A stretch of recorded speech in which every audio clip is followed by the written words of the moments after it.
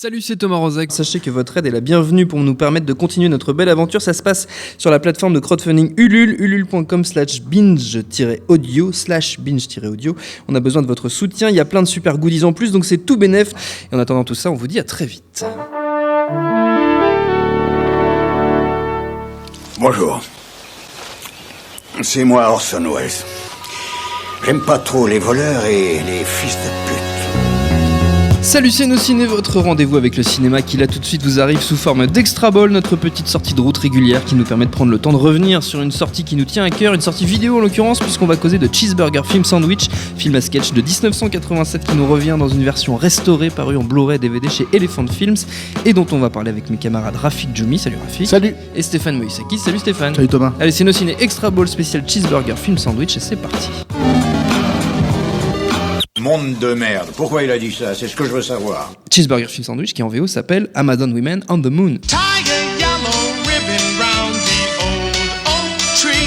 I've seen enough, Doctor. I know you have, but have you? Amazon Women on the Moon. Alors on va pas résumer là tout de suite tous les sketchs du film, mais on peut commencer par dire que derrière la caméra, il y a 5 réalisateurs qui se succèdent, et non des moindres, puisqu'il y a Peter Horton, Robert Weiss, Carl Gottlieb, John Landis et Joe Dante. Et les sketchs de Joe Dante sont particulièrement savoureux. Moi j'ai le souvenir d'une parodie d'émission de critique de cinéma qui part très très loin. Ils se mettent à critiquer la vie d'un mec en direct. Qui est en train de regarder la télé à ce moment-là. Qui est en train de regarder la télé, voilà. Messieurs, vous avez champ libre. En fait, ce qui est intéressant, c'est que donc le titre français Cheeseburger Film Sandwich est régulièrement critiqué parce que c'est pas évidemment rien à voir avec Amazon Women on the Moon. Qui est le nom d'ailleurs d'un des sketchs, qui est le sketch qui porte le film en fait, puisqu'on durant cette soirée, parce que c'est conçu comme une soirée, ils essaient de passer ce vieux film de SF de série B qui est Amazon Women on the Moon, sauf que la pellicule passe son temps à péter et donc du coup ils remplissent avec ce qu'ils ont sous la main. Mais le truc c'est que l'affiliation avec Hamburger Film Sandwich, film de John Landis du début des 70, elle est là en fait pour j'imagine des questions de droit. Ils pouvaient pas faire une suite directe de Kentucky Fried Movie, qui est le titre original d'Hamburger Film Sandwich. À part John Landis, c'est pas la même équipe non plus. En fait, les producteurs Robert Cowell et John Landis étaient déjà sur Hamburger Film Sandwich. Donc du coup, il y a une vraie filiation. Donc le titre français est pas du tout déplacé en fait. Oui, c'est une forme de logique.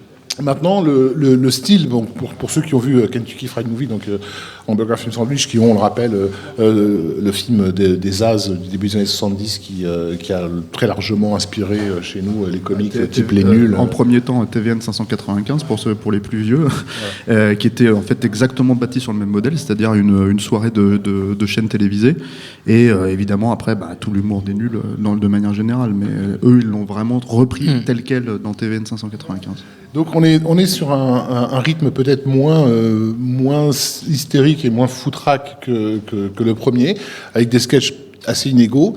D'ailleurs, c'est intéressant parce que les plus mauvais sketchs de Cheeseburger Film Sandwich sont aussi ceux qui ont les plus grandes stars.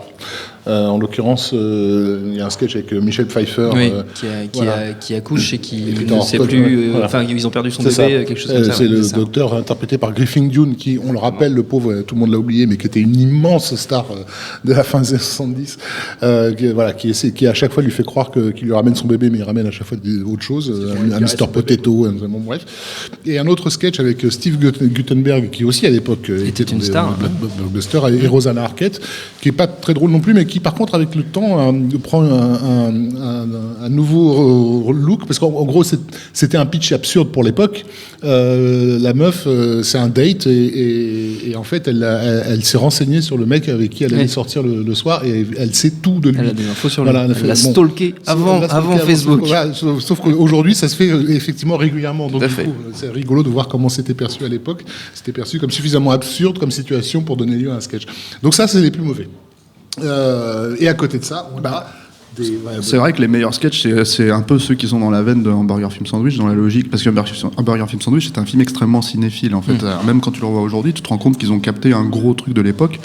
T'avais de la blaxploitation, t'avais de la même manière que t'as Amazon Women on the Moon dans celui-là, en fait, qui est le fil conducteur. T'avais Pour une poignée d'yens, qui était une parodie de Bruce Lee d'Opération Dragon dans Hamburger Film Sandwich. Et là, donc, en gros, moi je trouve les meilleurs épisodes, c'est les épisodes qui sont entre guillemets un peu intemporels. Qui fonctionne très bien. Il y a par exemple une parodie, moi mon sketch préféré de tout Cheeseburger Film Sandwich, j'en ai deux, C'est la parodie de l'homme invisible. The Son of the Invisible Man. Voilà. Qui, Avec... pour info, a été une référence avouée d'Alain Chabat sur une séquence de Gazon Maudit. Tout à fait. Oui. Où en fait, en gros, c'est un type c'est le fils de l'homme invisible qui est persuadé d'avoir trouvé la formule de l'invisibilité comme son père, sauf que ça ne le rendrait pas fou, contrairement à son père. Et en fait, il se dessape devant son ami, et en fait, il est visible. et du coup, il passe son temps à se balader, voilà, à faire chier tout le monde dans un bar. Et dans le village, et tout le monde est de mèche, quoi. Voilà. Dans le village, tout le monde fait semblant de marcher, de pas le voir. Voilà, de pas le voir et de s'étonner. Oh mon Dieu, ces pièces bougent toutes seules. Et le gars se balade à walper devant tout le monde. Et en fait, comme un des exploits du sketch, c'est la chorégraphie avec l'ameublement, puisqu'on ne voit jamais le sgeg du bonhomme, alors qu'il passe son temps à courir. Et Chabat, donc pour sa scène de nu de Gazon Maudit, avait fait revoir à l'équipe ce sketch-là. Voilà. Ce qui d'un seul coup est la seule scène réalisée de Gazon Maudit alors que tu tapes un téléfilm pendant le reste du film, quoi. Et moi, les autres sketchs, alors c'est pas du cinéma proprement parlé, hein, pour le coup, mais c'est un des sketchs qui me fait beaucoup rire, c'est des pubs, en fait, une pub sur comment dire, un public service announcement, c'est une chaîne locale, qui dit en gros un PSA sur les gens qui ont des infirmités. Et là, en l'occurrence, c'est B.B. King qui explique que toutes les 8 minutes aux États-Unis, il y a certains noirs qui naissent sans âme, sans soul, quoi.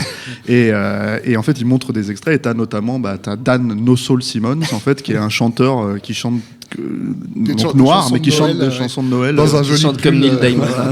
C'est ça. Et c'est difficile à raconter parce que c'est très drôle. Très visuel. Voilà. C'est David Grier qui joue ça à la perfection avec une tête pas possible. Mais en fait, ouais, on est dans un humour, comment dire. C'est pas du slapstick ou ce genre de truc là, mais c'est un humour du con, vraiment du tellement con que ça en est drôle. Moi, je sais que j'ai jamais été un grand fan de John Landis. Il y a des gens qui vont me bombarder pour ça, mais je trouve son humour assez pâteau la plupart du temps. Sauf que là, le sketch d'ouverture, qui est un sketch quasi muet avec Arsenio Hall, c'est une série ininterrompue de gags débiles, mais vraiment les gags les plus cons qu'on puisse imaginer. Sauf que ça en devient quelque part absolument génial, justement par cette accumulation dingue. C'est un type qui rentre chez lui, il lui arrive que des merdes. Voilà. C'est ça, tout simplement. Et pour moi, c'est peut-être limite le meilleur John Landis de... Mais ça va. Et puis il y a donc Joey Dante qui se fait plaisir aussi en tant que cinéphile. Donc on a parlé du Son of the Invisible Man.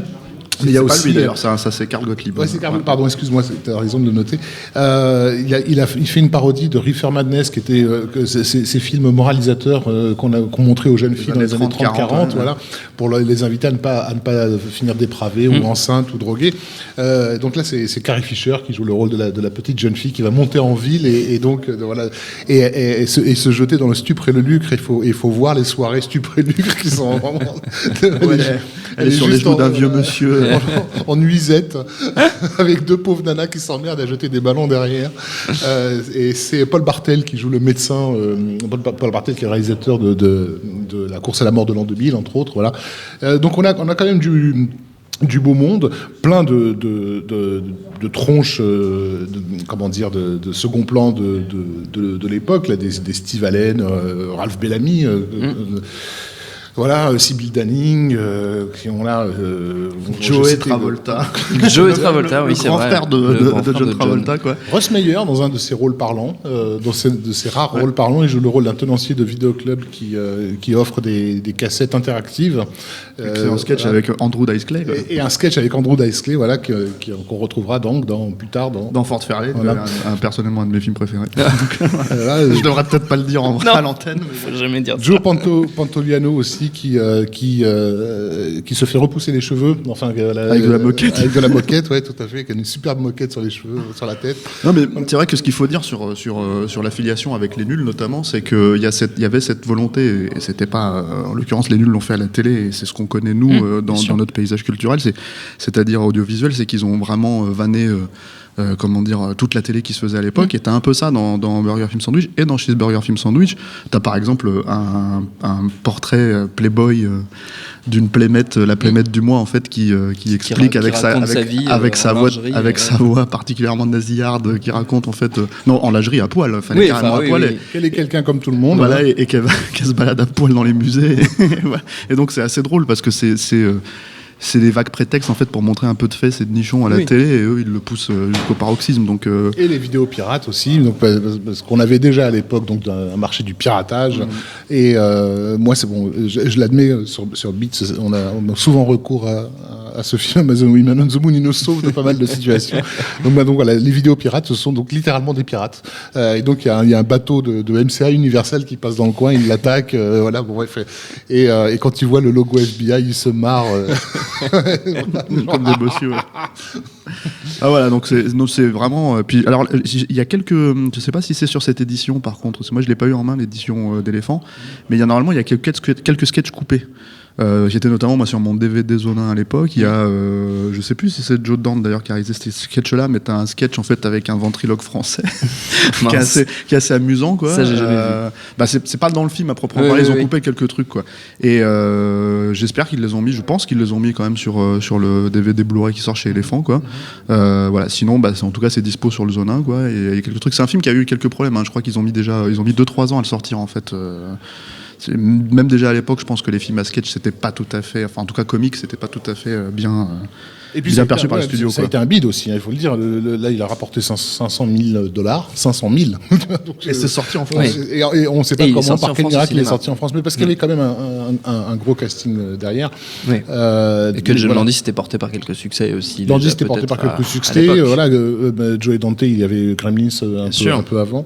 Donc voilà, on n'a rien oublié. Si, il y a les Bullshit or Not dans le Silva. Henri Silva, Bullshit or Not. C'est aussi un des meilleurs sketchs, c'est vrai, avec qui est Jack l'Éventreur. Voilà. Donc on vous laisse la surprise quand même. Non, il le dit en fait. Là, il se pose la question de savoir si Jack l'Éventreur c'était pas le monstre du Loch Ness. Quoi. Et ça reste stupide jusqu'au moment où tu vois une reconstitution d'époque avec la prostituée qui est abordée par le monstre du Loch Ness dans les rues de Londres, qui est fait par une espèce de grosse machine. Donc voilà. Sur rail quoi. Donc voilà, Amazon Women on the Moon en français, Cheeseburger Film Sandwich, tout à fait disponible, on l'a dit, en DVD, Blu-ray chez Elephant Film. C'est notre tour est écoulé. Merci à tous les deux, merci messieurs, merci à Jules à la technique et à l'antenne Paris pour l'accueil, nosciné.com, binge.audio pour toutes les infos qui vont bien, et puis on vous dit à très très vite. Salut, c'est Mehdi Maizy. Retrouvez nos fun tous les vendredis, le podcast qui donne de l'amour à Kanye West, Michel Berger et Kalash Criminel. Uniquement dans nos fun.